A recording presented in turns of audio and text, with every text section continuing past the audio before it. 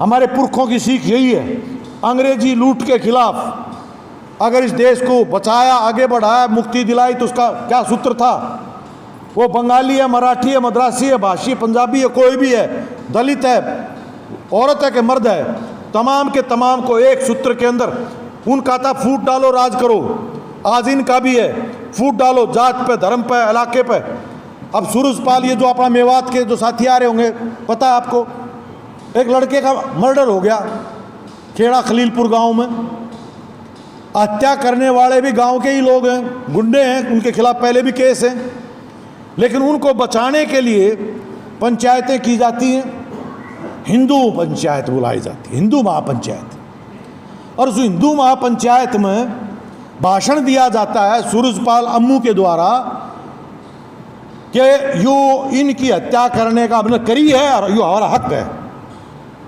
और उस आदमी को बीजेपी प्रवक्ता बना देती है, जिसके खिलाफ कार्रवाई होनी चाहिए, सजा मिलनी चाहिए। घटना अपने आप में क्या कहती है? वह अयोध्या मंदिर के लिए जो जमीन खरीदी गई है, एक छोटी सी बात मैं कहूंगा आपको। एक ही तारीख पर एक आदमी थे, पति पत्नी पाठक, मिस्टर पाठक, मिसिज पाठक, उनके खिलाफ लुकआउट नोटिस हैं सरकार की तरफ से, पुलिस की तरफ से, भगोड़े हैं वह। उन भगोड़ों से जमीन खरीदी जाती है, 3 प्लॉट 2 करोड़ रुपए में। और उसके ऊपर जो जमीन के खरीदारी के जो साक्षी हैं वो इस ट्रस्ट के जो मेंबर है वो, और जो अयोध्या में जो अपना यो महापौर होता है वो उसके साक्षी हैं। और 5 मिनट बाद ही वही जमीन जो पाठक से इन खरीदी 2 आदमियों ने, वह 18 करोड़ रुपये में 5 मिनट बाद वह राम मंदिर के लिए खरीदी जाती है। और उसकी खरीद के भी दस्तक करने वाले वह 2 आदमी हैं। जो जमीन 2 करोड़ रुपया में अभी 5 मिनट पहले खरीदी थी, इतनी तावड़ी 18 करोड़ की कुकर होगी।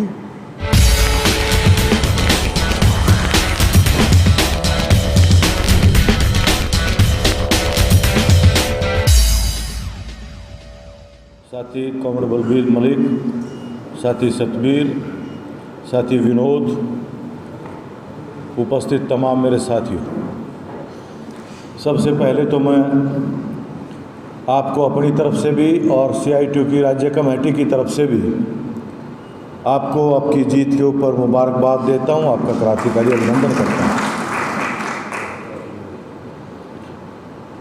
लगातार संघर्ष करते हुए पिछले कुछ वर्षों में, ख़ास तौर पे पिछले 2-3 साल में विशेष तौर पे, एक के बाद एक आपने अपने न्याय के लिए, हकों के लिए संघर्ष करते हुए सरकार को मजबूर किया है कुछ हद तक आपकी मांगों को मानने के लिए।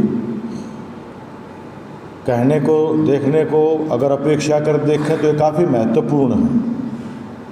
इसमें दुर्घटना लाभ भी है, प्राकृतिक मौत के ऊपर भी लाभ आपने हासिल किया है, इसमें कोविड का बीमा भी आपने, संस्कार के स्तर के ऊपर भी कुछ पैसा आपको, बेगार प्रथा जो उन्होंने शुरू करने की थी उसको भी वापस लेना पड़ा है, वेतन में बढ़ोतरियाँ भी कुछ आपने हासिल की हैं, वगैरह वगैरह। उसके बावजूद भी अभी तक भी एक स्वतः एक व्यवस्था जो बननी चाहिए वो स्थापित नहीं हुई है, वो नीयत भी नहीं है, सरकार की नीतियाँ नहीं हैं। जैसे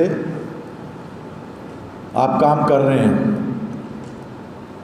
बहुत लंबे समय से पूरी दुनिया के स्तर पर संघर्ष करते हुए सिद्धांत रूप में और कानूनों के रूप में भी एक बात स्वीकार की गई थी कि कोई भी आदमी जो आज काम कर रहा है, वो फैक्ट्री में कर रहा हो, दफ्तर में कर रहा हो, कोई भी जगह काम कर रहा है, वर्किंग पर्सन,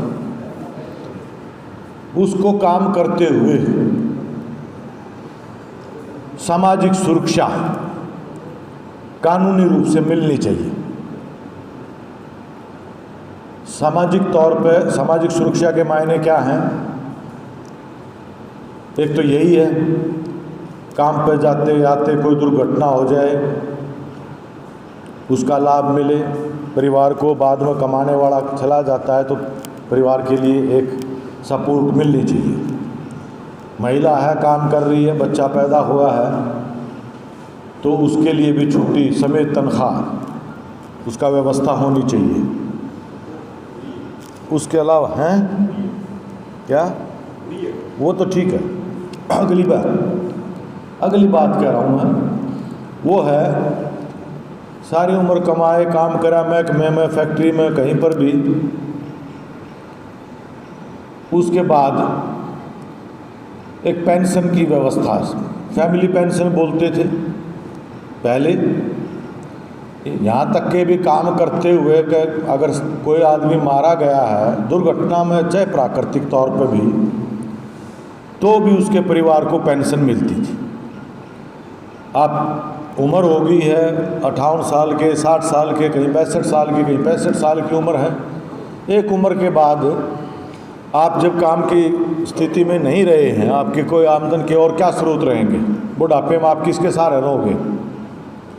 तो एक पेंशन का, मेडिकल का, इलाज की जिम्मेवारी, जहाँ भी काम कर रहे हो, जो भी कर रहे हो, आपकी, आपके परिवार की मुफ्त इलाज की व्यवस्था।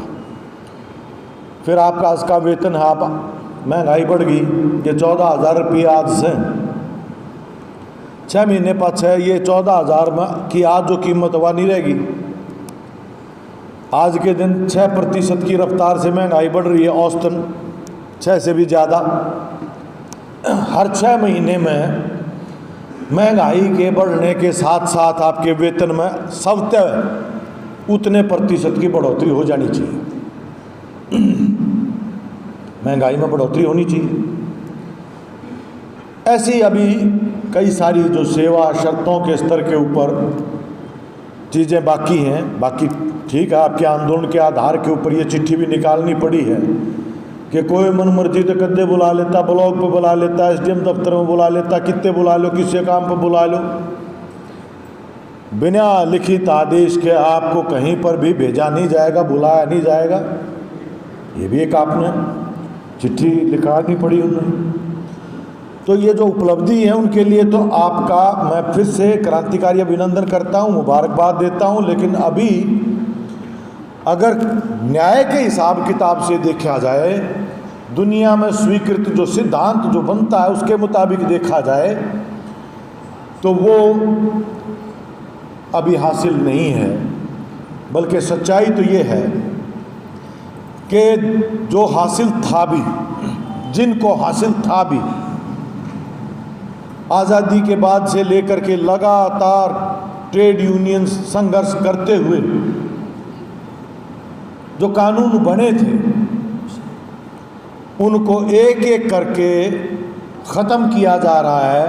और अब तो थोक में मोदी की सरकार ने, RSS BJP की सरकार ने देश में जितने मजदूरों के कानून थे जो आज़ादी से पहले से लेकर के आज़ादी के बाद तक जो हासिल किए थे, पिछली सरकारों में भी उन कानूनों को लागू करने में कोताही थी, मांग की जाया करती थी, श्रम कानून लागू करो। उनके लिए आप कोर्ट कचहरी जा सकते थे, लेकिन अब ना रहेगा बांस ना बजेगी बांसुरी। मोदी ने ऐसा काम कर दिया। जिनके लागूकरण की मांग करा थे वो छोड़ा ही नहीं, ख़त्म कर दिया। श्रम कानून ख़त्म करके और लेबर कोड 4 बना दिए। और उसके मुताबिक जो यूनियन बनाने का, यूनियन के लिए अपनी मांगों के लिए, सामूहिक सौदेबाजी के लिए आंदोलन करने का, हड़ताल करने का जो अधिकार हासिल थे, उनके ऊपर भी लेबर कोड्स के मुताबिक अगर देखा जाए तो कोई फैक्ट्री का मजदूर, जो स्थायी वर्कर जो भी हैं, वो हड़ताल नहीं कर सकता, हड़ताल तक भी नहीं कर सकता। पेंशन की जो पहले योजना थी राज्य सरकार के, केंद्र सरकार के कर्मचारियों के लिए, वो भी ख़त्म की जा चुकी है। बीजेपी की पहले जो सरकार बनी थी वाजपेयी के टाइम पर, वो कानून में कर दिया था। नई पेंशन स्कीम के तहत पुरानी पेंशन खत्म कर दी। तो इस तरह से एक एक करके कानूनों के ऊपर हमला बोला गया और पूरी तरह से सारी की सारी व्यवस्था को मैं बहुत संक्षिप्त में आपके बीच में बातचीत रखूंगा। सारी की सारी व्यवस्था को बाजार के हवाले, यानी कि पूंजीपतियों के हवाले, साहूकारों के हवाले, पूरी की पूरी व्यवस्था उनके हवाले की जा रही है।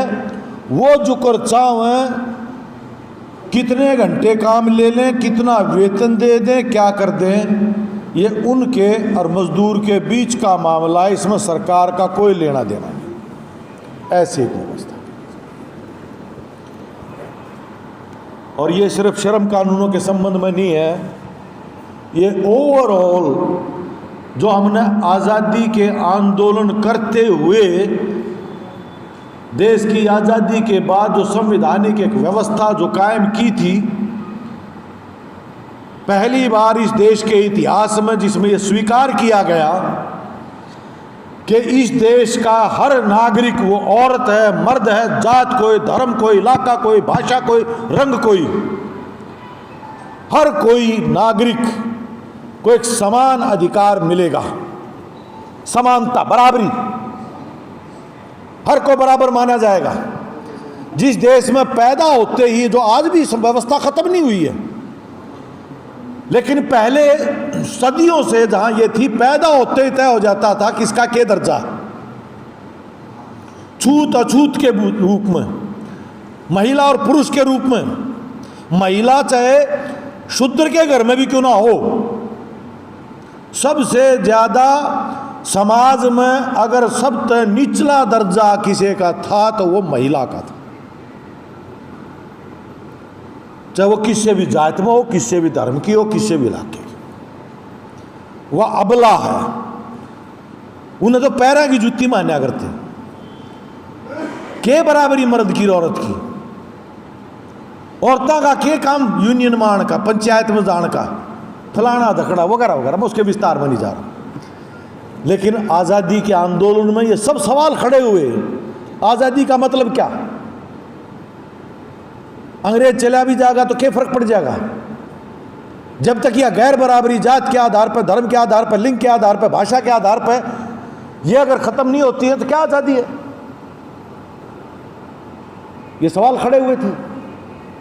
चलो जैसे अपन एक संविधान बना, कमजोरी उसमें भी रह गई थी। ऐसा नहीं है कि वो आदर्श था, क्योंकि उसमें खुद बाबा साहब ने भी कहा था, आर्थिक और जब तक ये राजनीतिक तौर पे तो हमने बराबरी हासिल कर ली, लेकिन सामाजिक और आर्थिक तौर पे जब तक गैर बराबरी बरकरार रहेगी या राजनीतिक बराबरी भी बचेगी नहीं। आर्थिक तौर पे अब जिसके पास सैकड़ों एकड़ जमीन है उसको मौलिक अधिकार दे दिया, संपत्ति का अधिकार दे दिया, वो उसका है। अरबों खरबों के मालिक हैं। यह धरती कुदरत की दी ओर है। इस धरती पर पैदा हर इंसान का इसके ऊपर हक है। उसको भी ये मिलना चाहिए। जो मांग उठी थी, धन और धरती बटकर रहेगा, रात अंधेरी कटकर रहेगा, आज़ादी के आंदोलन में वो काम पूरा नहीं हुआ। संविधान में भी नहीं हुआ था। मांग उठी थी, मुद्दे उठे थे।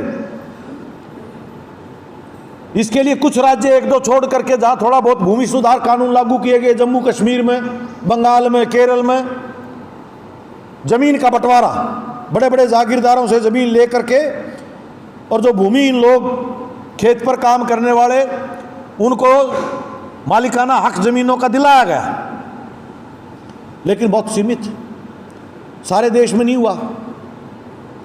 लेकिन वो एक शुरुआत थी, एक न्याय की बात थी, आवाज उठी थी,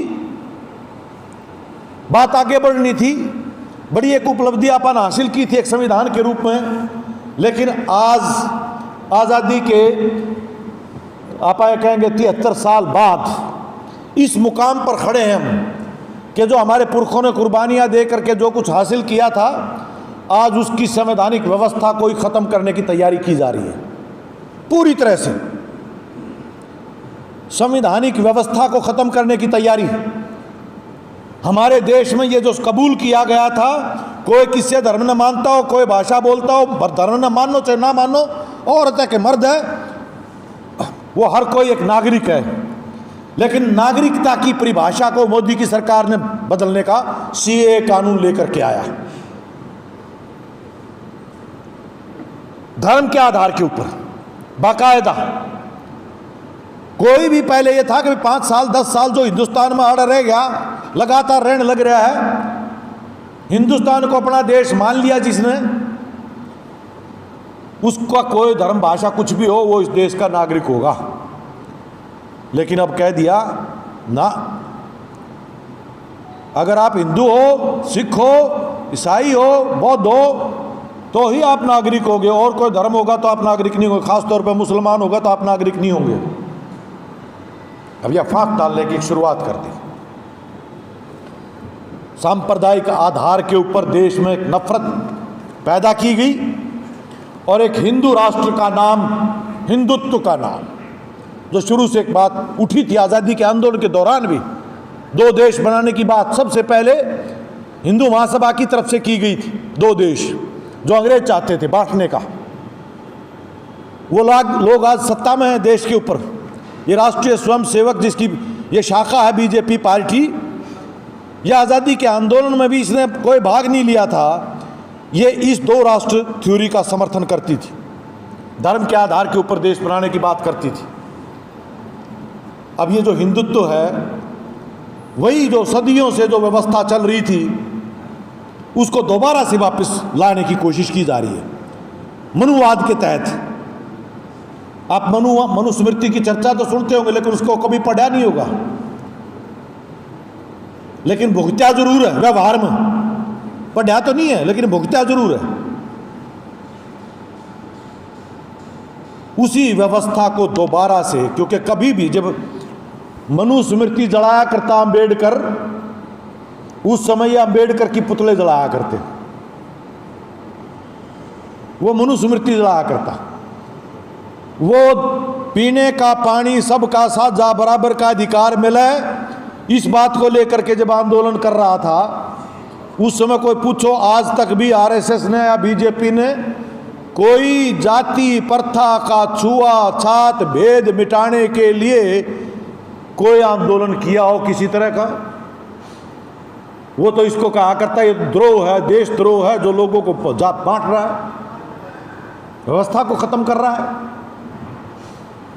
वो लोग आज सत्ता में हैं और उन्होंने आज पूरा का पूरा, जो उस समय पर भी अंग्रेजों के साथ थे, आज भी वो बड़े पूंजीपतियों के साथ, अमेरिका के साथ मिलकर के देश की पूरी खजाना जो है, संसाधन जो है, प्राकृतिक हो, सार्वजनिक हो, उन सबको आज उनके हवाले करने की पूरे जोर शोर से नीतियां तैयार की हैं। नीतियां आज़ादी के बाद इस देश ने जो आत्मनिर्भरता के थोड़े बहुत भी जो संस्थान खड़े किए थे, आज उन तमाम का निजीकरण किया जा रहा है, पूरी तेज गति के साथ किया जा रहा है। शिक्षा वो व्यापार कांग्रेस के टाइम से शुरू हो चुका था, जबकि बात ये थी कि संविधान के डायरेक्टिव प्रिंसिपल में लिखा था हर किसी को शिक्षा प्रदान करना ये अधिकार है। बाद में कानून भी बना मौलिक अधिकार के रूप में, हर किसी का शिक्षा प्राप्ति का अधिकार मौलिक अधिकार है, सरकार की जिम्मेदारी है। लेकिन जो गरीब गुरबे, आदिवासी, दलित आबादियां, प्रवासी लोग, उनके जिनके पास आज पेट भरने को लिए भी पैसे नहीं है, बच्चों को भी श्रम करना पड़ता, बाल श्रमिक करके काम करना पड़ता है, उनकी व्यवस्था कैसे होगी शिक्षा की? ये कुछ पैसे दे देने से नहीं बनता, उसके लिए तमाम तरह की व्यवस्था की जिम्मेदारी सरकार की बनती है, उच्च शिक्षा तक।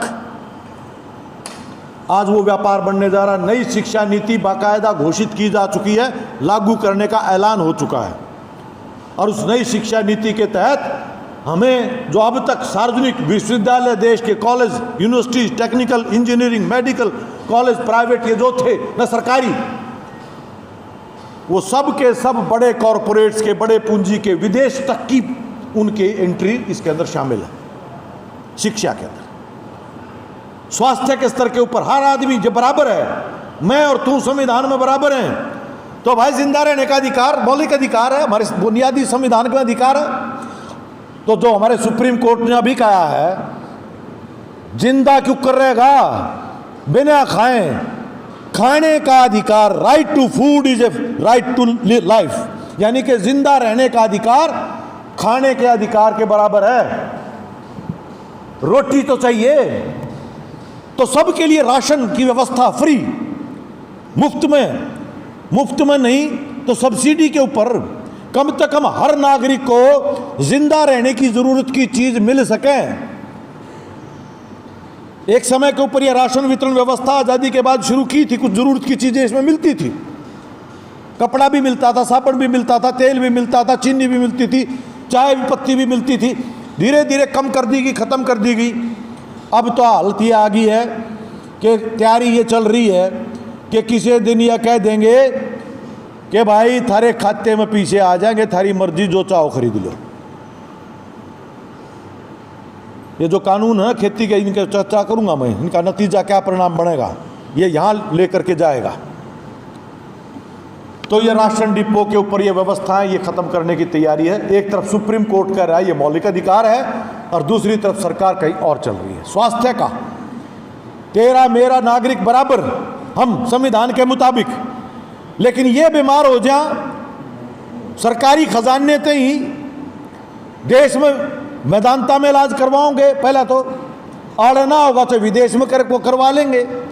लेकिन आम आदमी को अगर वो बीमार पड़ता है, उसके पास अगर पैसा नहीं है, उसके पास अगर बीमा नहीं है, तो उसके पास कितने जगह नहीं, सरकारी अस्पताल में जाओ डॉक्टर पाओ नहीं, नीचे गामा में तो अस्पताल नहीं है, CHC PHC काम नहीं कर रहे, सें बिल्डिंग है कई जगह, कुत्ते लोटे हैं, डांगर अंडे हैं, बिल्डिंग खड़ी है, उसमें कोई स्टाफ नहीं, कोई डॉक्टर नहीं, कुछ नहीं।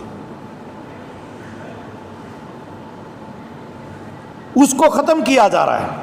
कोरोना के टाइम पर भी बीजेपी की सरकार ने, खट्टर की सरकार ने ऐलान कर दिया, जो गरीबी रेखा के नीचे जिनके पास पीला कार्ड है, उनको बिना प्राइवेट अस्पताल के अंदर भी हमने 7,000 रुपये डेली का सरकार देगी। 7,000 रुपये, 7,000 रुपया में प्राइवेट अस्पताल में बेड भी को ना मिलता। लेकिन गरीब आदमी भी प्राइवेट में जाओ, सरकारी के अंदर व्यवस्था नहीं की जा रही, कर्जा ठाक है, किसी भी तरह से जाओ, सरकार प्राइवेट के लिए आपको प्रोत्साहित कर रही है। ये 7,000 रुपये ये बीमे देने की बजाय आप ये रुपये सरकारी अस्पताल खड़े करने में, डॉक्टर लगाने में, नर्स बनाने में, इनमें लगा दो। और सबके लिए बराबर की व्यवस्था क्यों नहीं होनी चाहिए? डॉक्टर हो, मिनिस्टर हो, अफसर हो, कोई हो, सबको बराबर का इलाज सार्वजनिक स्तर के ऊपर व्यवस्था क्यों नहीं हो जानी चाहिए? ये न्यारी न्यारी व्यवस्था क्यों कर रखी है? वही बात पहले आ रही, पढ़ाई में भी यही कर दिया, जिसके पास पैसे हैं वो एकलव्य आड़ी, जैसे तू क्षत्रिय का तो है, ब्राह्मण का, ब्राह्मण का, तो तेरे को शिक्षा मिल जाएगी। प्राइवेट थी क्योंकि जवाबी शिक्षा द्रोणाचार्य की है, तो द्रोणाचार्य कहता भैया चाहिएगी, योग्यता यह है। आज विवाह कर दी, आज के नए ब्राह्मण हैं रुपया वाले, नए क्षत्रिय जिनके पास पैसा है, उनके बालका ने दाखला मिलेगा उच्च शिक्षा के लिए, जिनके पास थोक में रुपये देने का है, नहीं तो जाओ। तो एक एक करके शिक्षा का, स्वास्थ्य का, ये तमाम का निजीकरण, private, rail private, roadways private, आपका तेल गैस, तमाम सारे क्षेत्र जो थे, कोयले का, अब तो आयुध का, जो देश की सुरक्षा के लिए जो हथियार बनते हैं, 44-41 फैक्ट्रियां हैं, उनको भी पूरा कॉरपोरेट के हवाले करने की तैयारी कर दी। और वहाँ के कर्मचारी उसका विरोध कर रहे हैं, तो एक अध्यादेश ले आया मोदी, अध्यादेश, अब वो संसद के पटल पर रख दिया, कानून बनेगा। अध्यादेश ये लेकर आया कि ये आयुध के कर्मचारी अगर हड़ताल करेंगे तो हड़ताल करने वाला नौकरी से बर्खास्त होगा और 1 साल की सजा, और कोई अगर हड़ताल के लिए उनको उत्प्रेरित करेगा तो उसको 2 साल की सजा। तो आपने पिटे भी गए और रोगे तो सजा होगी। या तो ये काम हो गया ना, आपका कोई लठ मारा पीटा छेता है और ऊपर तो आप अगर रोड़ा मचाओ, रो रहा मार गिरा, तो न्यू कहेंगे ये अपराध है, इसको सजा मिलनी चाहिए। अब इस तरह की व्यवस्था हो रही है। कोई भी विरोध करता है यूएपीए लगा के भीतर कर दो। अब ये कई दिन 5 दिन हो गए पार्लियामेंट चल नहीं रही, क्यों? इसलिए कि जासूसी, आपके फोन में किसकी जासूसी हो रही है। आजकल ये इलेक्ट्रॉनिक चल रहे हैं, इसे जो सॉफ्टवेयर बोल अगर ऐसे वेयर बना रखा है, वो आपके मैसेज आओगा फोन पर, कोई आपने उसको खोल लिया और तेरे फोन में एंटर कर गया वो, और उसमें जो भी तू बात करेगा सारी रिकॉर्ड होंगी, सारी चीज़ें की। तो विपक्ष के लोग, पत्रकार, बुद्धिजीवी, खुद बीजेपी के भी कुछ नेता जो थोड़े बहुत ऐरे पैरे, अब वो जासूसी कर ने अब कैया की पोल काट ली। वो कर्नाटक में लोगों ने बीजेपी हराई, लेकिन उनकी जासूसी कर कैया की, और आखिरकार बोले वाला जेल में जाना है कि राज में आना है, और वह कांग्रेस तोड़ कर फिर बीजेपी का राज बन गया। मध्य प्रदेश में ऐसा ही हुआ, गोवा में ऐसा ही हुआ, लोगों ने बीजेपी हरा दी, लेकिन सरकार फिर बीजेपी की बना है। तो हर तरह से डरा के जो दंगा करवाने वाले लोग थे दिल्ली में, जो ये कहते थे कि गोली मारो उन सालों को, ये नारे दे थे, वो तो मंत्रिमंडल में ले लिया। और जो उनके विरोध में बोलने थे, सांप्रदायिकता के खिलाफ बोलने थे, जो सीए के खिलाफ बोलने थे, वह जेल में पड़े हैं यूएपीए के तहत। विद्यार्थी हैं, नौजवान हैं।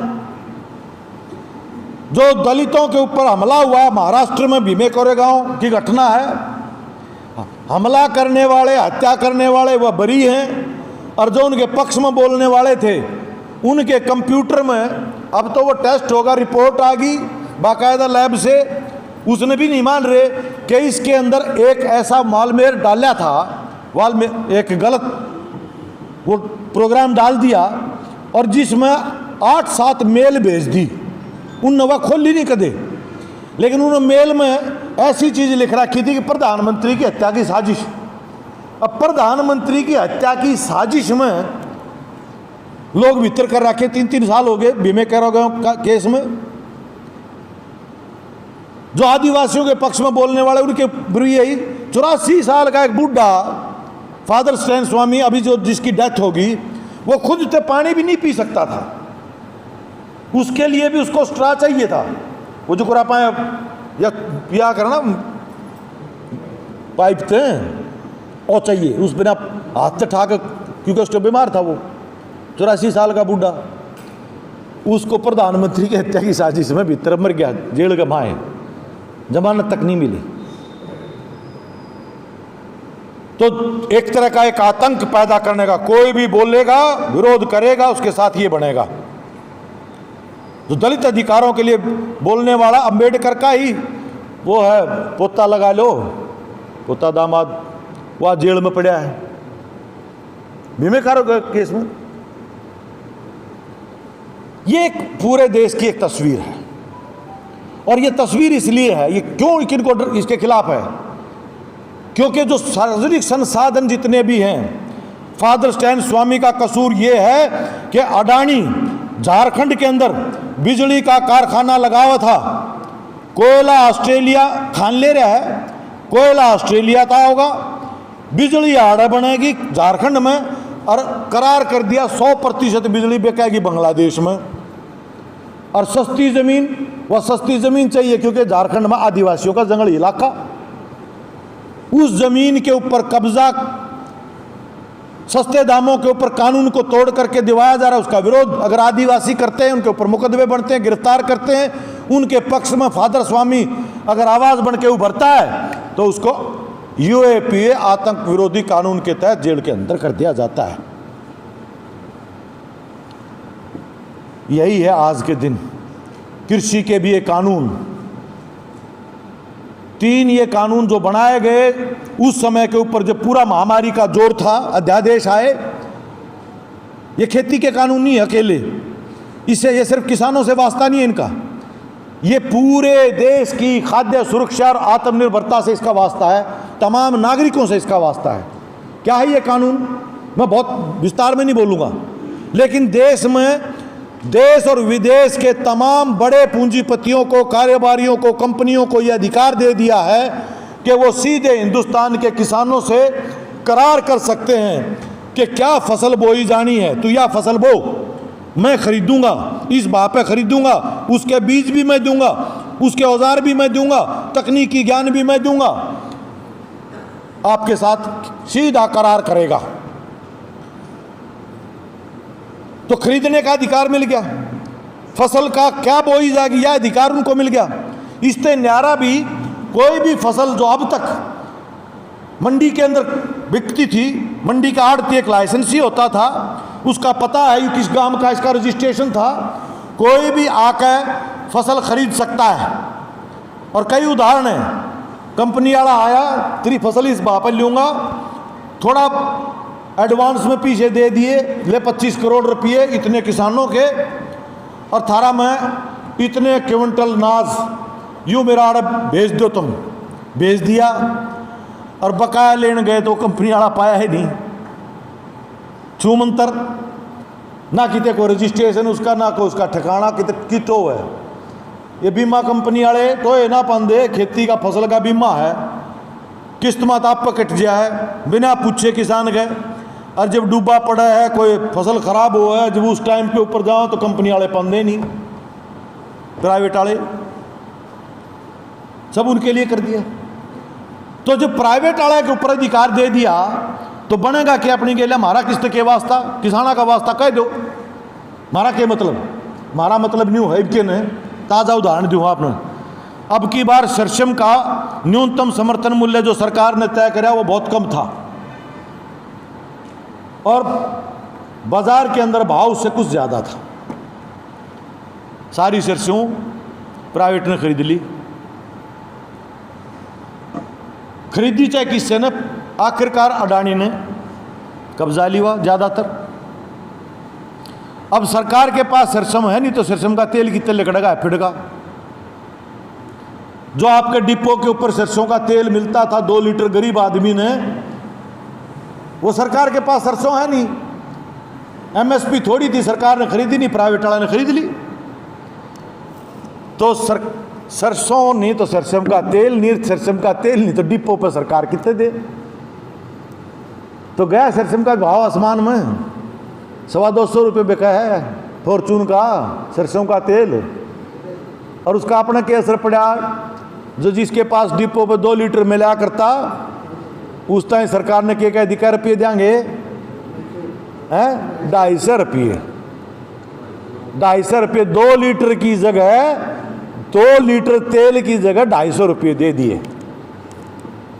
अब 250 रुपया में तो 1 लीटर मिल रहा है बाजार में, तो गया कि नहीं गया, सीधी मार किस पे पड़ी। अब एक समय के ऊपर देखोगे तो किसान ने तो एमएसपी तो थोड़ा फालतू मिल गया, प्राइवेट ने खरीदी, लेकिन असल मार पड़ी खरीदार के ऊपर, उपभोक्ता के ऊपर, पिटाई तो उसकी हुई ना। अब यूँ एक काम जो सरसों का उदाहरण है, यूँ अगर अनाज के मामले में भी अगर आप लगा लो, जो अब तक देश में कानून था, जो तीसरा इसने बदला है, आवश्यक वस्तु अधिनियम के खान का अनाज, तेल, दाल, सब्जी, टमाटर, प्याज वगैरह, इनको एक सीमा से ज़्यादा कोई अगर भंडारण करता था तो देश में कानून था, ये अपराध होगा, कैद होगी। आवश्यक वस्तु अधिनियम 1955 में बना था। मोदी ने इस कानून में, इन 3 कानूनों में से एक कानून में संशोधन, तीसरा कानून ये है आवश्यक वस्तु अधिनियम, इसमें संशोधन कर दिया क्या कि चावल, गेहूँ, अनाज जो भी है खान का, और तेल, खाद्यान्न तेल, खाने का तेल, और ये जो भी आलू प्याज वगैरह, ये आवश्यक वस्तुओं की सूची से बाहर कर दिए। इसका मतलब है इन वस्तुओं का प्राइवेट कंपनियों को अधिकार दे दिया। अडानी जैसे बड़े बड़े गोदाम जिनके बन गए, कितना भी असीमित मात्रा में इनका भंडारण कर सकते हो। तो किसान से खरीदेंगे और इनमें भंडारण करेंगे और फिर अपना जमाखोरी करके क्या करेंगे? काला बाजारी। इसको बोलते काला बाजारी। मेर दौरे बाल हैं, आपने चाहिए, नाज चाहिए, दाने चाहिए, दाल चाहिए, जो भी चाहिए इतने में मिल लेगी। लेनी हो तो ले, पीछे हो तो आ, ना तो दुकान का आगे भी ना खड़ा होने दे, बाहर चल, भीड़ क्यों कर रहा है। तो मन मर्जी के भाव पर बेचे दोनों तरह से। उधर से तो किसान को जब सरकारी मंडी खत्म हो जाएगी, क्योंकि खरीदार वह बचेंगे तो अपनी मर्जी के भाव पर खरीदेंगे, इतने में देना है तो दे और ना तो ले जा। और जब उसका बिकलेगा तो फिर मारे ही कहेंगे इतने में मिलेगी, लेनी हो तो ले, ना तो चला जा। तो दोनों तरह से मार है। तो इसलिए यह लड़ाई जो आज किसान लड़ रहा है, ये एक जात की लड़ाई नहीं है, सिर्फ किसान की लड़ाई नहीं है, ये देश की लड़ाई है। क्योंकि और अगली बात मैं बता रहा हूँ, और ये मैं नहीं बता रहा, यही बार बार लोग कह रहे हैं, जो वैज्ञानिक हैं बड़े बड़े, वो ये कह रहे हैं ये बहुत बड़ा हमला है। क्योंकि बाजार के अंदर व्यापारी जो खरीदेगा, जो फसलों का सौदा करेगा, वो तो जिसमें लाभ फालतू होगा उनका करेगा। तो आड़ा जो फसल बुआन का सौदा करेगा, वो उन फसलों को बुआई होगी जिनकी अंतर्राष्ट्रीय बाजार में मांग है, जो उड़े पैदा नहीं होती अमेरिका में, यूरोप में, कनाडा में। जो चीज़ उड़े पैदा नहीं होती, आड़ा पैदा हो है। जो चीज़ उड़ा बतेरी है, पहले है तो बतेरी है, उन्नत बाजार चाहिए। तो अनाज अमेरिका में सरप्लस में है। आड़ा अनाज की बुआई की बजाय इसकी जगह फूल बुआओगे, हॉर्टिकल्चर होगा, इसके दूसरे फसल जहाँ उनकी मांग है उनकी बुआई होगी। क्योंकि न तो चिप्स बना के बेचनी है, उसकी मार्केट है। तो आलू, फूल, हॉर्टिकल्चर, ये इस तरह के जो चीज़ें हैं, जूस जास बना के जिसका मार्केट है दुनिया के स्तर के ऊपर। अनाज तो कहेंगे हमारे दौर बतेरा ले लो, कितना है। तो इससे आत्मनिर्भरता, जो हम अब तक आज़ादी के समय हमारे पास खुद के पैदा अनाज नहीं था, खाने का अनाज नहीं था। और एक टाइम ऐसा आया जब हमारी 65 में लड़ाई हुई पाकिस्तान के साथ, तो अमेरिका से लाल गेहूँ खरीदा करते, मिला करता। अमेरिका उस समय पर पाकिस्तान के साथ था, तो उसने धमकी दे दी मारते ही कि थारा गेहूँ बंद करूँगा। और उस समय के ऊपर यह बात आई, क्या तो बहुत शर्म की बात है।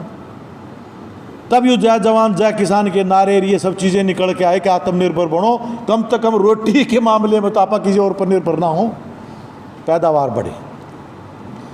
तो यह आज के अपने बीच में हालात है, और इनमें असंतोष है, बड़े पैमाने पर है।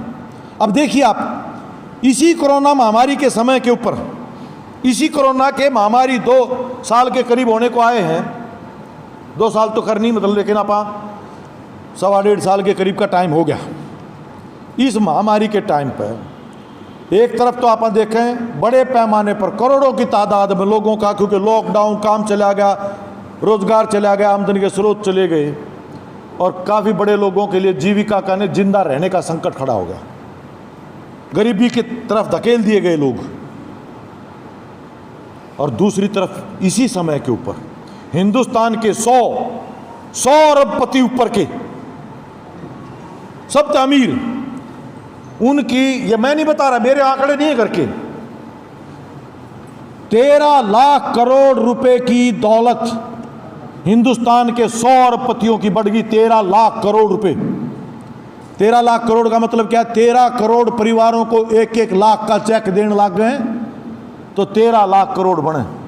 और 13 लाख परिवार का मतलब क्या है? हिंदुस्तान की 40% आबादी 1-1 लाख करोड़ रुपए अगर दे दें, इतनी बढ़ गई उनकी। 11 ऊपर के जो चोटी के जो अमीर हैं हिंदुस्तान के, सिर्फ 11, उनकी कमाई इन 1.5 साल के अंदर अंदर इतनी हुई है जितनी नरेगा के ऊपर 10 साल का बजट बराबर। 10 साल आज जो बजट है नरेगा का, उस तो 10 गुना सिर्फ 11 लोगों की। या आपके पूरे देश के सेंटर के स्वास्थ्य के ऊपर जो बजट है उसका 10 गुना। लोगों ने इस बीमारी में इलाज चाहिए, दवा चाहिए, वह मिल नहीं रही, और उसके ऊपर सिर्फ 1% भी, जो इनकी कमाई 11 लोगों की कमाई के ऊपर अगर 1%, 100 रुपया पर 1 रुपया भी कर सरकार टैक्स लगा दे तो कितने रुपये बने हैं? जन औषधि योजना जो सरकार ने चला रखी है उससे 140 गुना जितना रुपया जन औषधि योजना पर खर्च होता है उससे 140 गुना सिर्फ 1% टैक्स उनके ऊपर लगा दिया जाए तो लोगों को मुफ्त में दवाइयां मिल जाएं। लेकिन उन पर 1% टैक्स नहीं, हमारे पर, गरीब आदमी पर, लुटिया पिटिया मरिया खपिया जिसकी तो चला गया सब क्यों, उनके ऊपर क्या टैक्स बढ़ा दिया? इसी कोरोना के समय पर 16 रुपये प्रति लीटर डीजल के ऊपर टैक्स बढ़ा दिया, 13 रुपये पेट्रोल पर बढ़ा दिया, और आज पेट्रोल और डीजल दोनों को मिला के 7 साल में, ये तो कोरोना के टाइम का बता रहा हूं, उससे पहले की तमाम बढ़ोतरी 32 रुपये कुछ पैसे अकेले डीजल के ऊपर प्रति लीटर मोदी ने टैक्स बढ़ाया है, पहले से अतिरिक्त। भास्कर अखबार ने छापी, 1 साल में टैक्स बढ़ा के लोगों से, आम आदमी से, गरीब से गरीब आदमी भी, चाहे तेरा मोटरसाइकिल सहना से, तेरा कार सहना से, पर डीजल का रेट बढ़ा है तो तन्ने भी मार पड़ी है, क्योंकि अगर डीजल का रेट बढ़ते हैं बस के भाड़े बढ़ गए, आपकी सब्जी का, क्योंकि जो भी सामान ट्रांसपोर्ट होकर के आता है उसके रेट बढ़ गए तो तमाम महंगाई बढ़ गई, हर चीज की महंगाई बढ़ गई। हर आदमी से 5,70,000 करोड़ रुपए अकेले तेल के ऊपर टैक्स बढ़ा करके मोदी की सरकार ने कमाए, 5,70,000, और उनके टैक्स 35% से 22%, बड़े कॉरपोरेट जो 5,000 करोड़ से ज्यादा का जिनका कारोबार होता है उनका 35% टैक्स था, घटा करके 22 कर दिया, तो उनकी जो दौलत बढ़ेगी। तो इस हिसाब से आज अपने देश के स्तर के ऊपर एक तरफ देश की तमाम चीजें, राज किसका होगा? देश में जब आपके हथियार बनाने का कारखाना भी अगर अंबानी अडानी रखा होगा, पेट्रोल डीजल तेल कारखाने उनके हैं, कोयले की खान उनकी होंगी, बिजली का कानून जिसका विरोध कर रहा है किसान आंदोलन भी, जो 2019 का बिल लेकर आया था, अब वो 2021 इसी संसद के स्तर के ऊपर रखा है। वो बिजली का कानून क्या है? वो बिजली का कानून है कि देश में जनरेशन से, वो जनरेशन जहाँ बिजली पैदा होती है उसके कारखाने तो पहले भी पिछले सालों में कई लग लिए, लेकिन उत्पादन, बिजली उत्पादन से लेकर के ट्रांसमिशन का मतलब है गुजरात में बिजली बना है तो हरियाणा तक भी बिजली पहुंचने का, और फिर आड़े ताकर जो घर घर तक, इसने बोला डिस्ट्रीब्यूशन। ये तीनों काम, जनरेशन, ट्रांसमिशन और डिस्ट्रीब्यूशन, बंटवारे तक का, ये तीनों के तीनों किनके? सरकारी नहीं, प्राइवेट। क्रॉस सब्सिडी खत्म।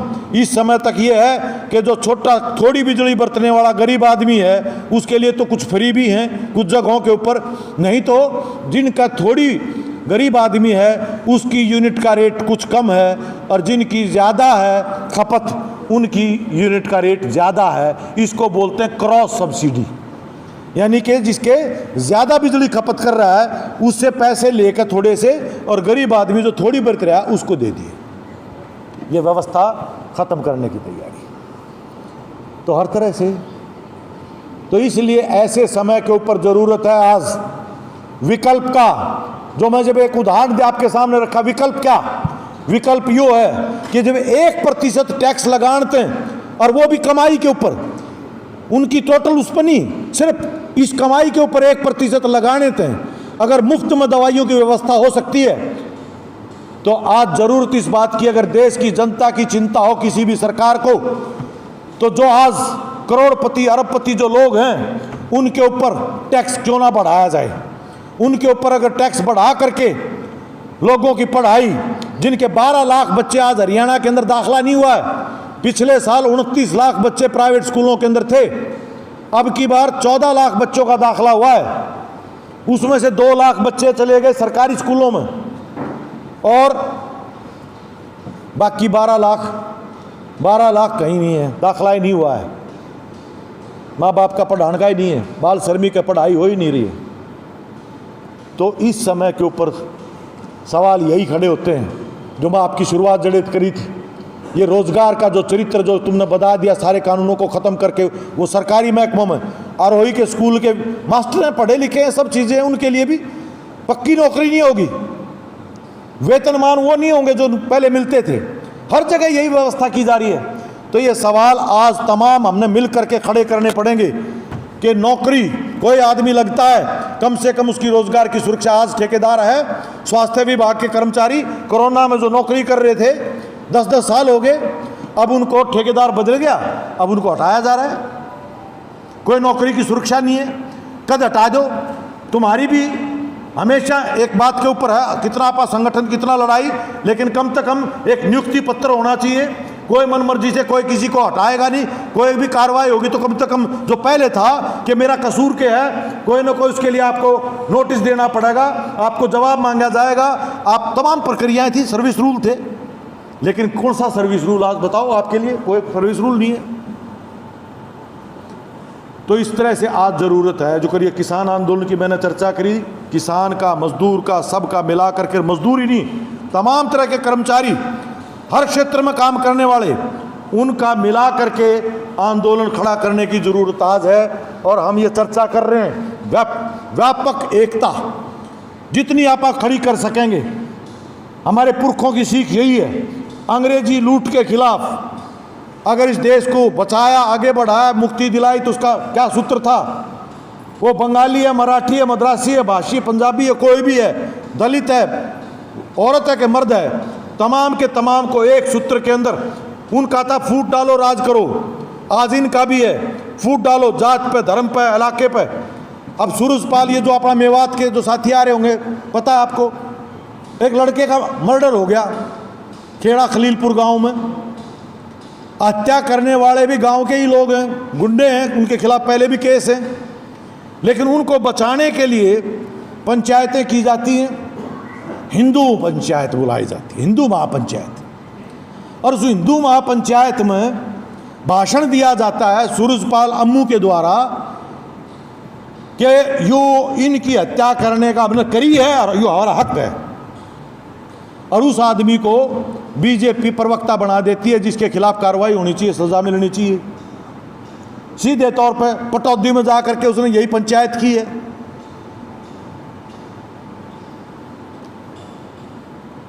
तो इन गाय के सवाल के ऊपर, कदे क्या के सवाल के ऊपर, कदे मंदिर के सवाल के ऊपर, किसा धर्म है इनका, किसे मंदिर के ठेकेदार हैं, ये बहुत बड़ा घपला। अगर आज मान लिया अखबार, टेलीविजन अगर जुटे हैं, क्योंकि आज प्रचार ही उनके पक्ष में, वरना देखो अयोध्या का मंदिर घटना अपने आप में क्या कहती है वह, अयोध्या मंदिर के लिए जो जमीन खरीदी गई है, एक छोटी सी बात मैं कहूँगा आपको, एक ही तारीख पर एक आदमी थे, पति पत्नियां पाठक, मिस्टर पाठक, मिसिज पाठक, उनके खिलाफ लुकआउट नोटिस हैं सरकार की तरफ से, पुलिस की तरफ से, भगोड़े हुए। उन भगोड़ों से ज़मीन खरीदी जाती है, 3 प्लॉट 2 करोड़ रुपये में। और उसके ऊपर जो ज़मीन के खरीदारी के जो साक्षी हैं वो इस ट्रस्ट के जो मेंबर है वो, और जो अयोध्या में जो अपना यो महापौर होता है वो उसके साक्षी हैं। और 5 मिनट बाद ही वही ज़मीन जो पाठक से इन खरीदी 2 आदमियों ने, वह 18 करोड़ रुपये में 5 मिनट बाद वह राम मंदिर के लिए खरीदी जाती है। और उसकी खरीद के भी दस्तक करने वाले वह 2 आदमी हैं। जो ज़मीन 2 करोड़ रुपया में अभी 5 मिनट पहले खरीदी थी, इतनी तावड़ी 18 करोड़ की क्यों होगी? ये 16 करोड़ कड़े गए क्यों कर? अब ये सारे धंधे इनका कोई धर्म से कोई मतलब नहीं है। इसलिए ज़्यादा बात ना करते हुए, काफ़ी टाइम मैंने आपका ले लिया। हमें अपने पुरखों की जो सीख है कि जो दुश्मन है, जो शासक है, सत्ता में बैठे जो लोग हैं, जो हमें आपस में बांट करके, फूट डाल करके आपस में जो लड़ाना चाहते हैं, फूट के आधार पर जो राज को बनाए रखना चाहते हैं, उसका जवाब यही है, हम अपनी एकता से दें। मेहनत का जनता, उसका धर्म कोई हो, भाषा कोई हो, कोई जाति हो, मेहनत करने वाला है, उनका सबका आज एक हित है। उन सबको आज इकट्ठा होने की जरूरत है, न्याय के लिए, इस देश को बचाने के लिए, इस देश की संवैधानिक लोकतांत्रिक व्यवस्था को बचाए रखने के लिए। इसलिए ये 9 तारीख का आज तमाम ट्रेड यूनियन, किसान संगठनों ने मिलकर के 9 अगस्त का दिन चुना है। क्या है 9 अगस्त? 9 अगस्त ऐतिहासिक दिन है। 9 अगस्त 1942 को अंग्रेजों भारत छोड़ो आंदोलन चलाया गया था, आंदोलन छेड़ा गया था 9 अगस्त 1942 को। आज इसी 9 अगस्त को भारत बचाओ आंदोलन का आह्वान किया है ट्रेड यूनियनों ने, किसान संगठनों ने मिल करके। तो अपने हरियाणा में किसान सभा, खेत मजदूर, CITU सभा, आप जत्थे चलाएंगे, अभियान चलाएंगे। पर्चा निकल गया है, गामा गामा ये करके जाओ, अभियान चलाओ, पैदल चलो, साइकिल पर चलो, जैसे भी चलो, संदेश जाना चाहिए। और अपने अपने जिलों पर 9 तारीख को इकट्ठे होकर के अपनी एकता का प्रदर्शन अपन करना है। ये एक शुरुआत है।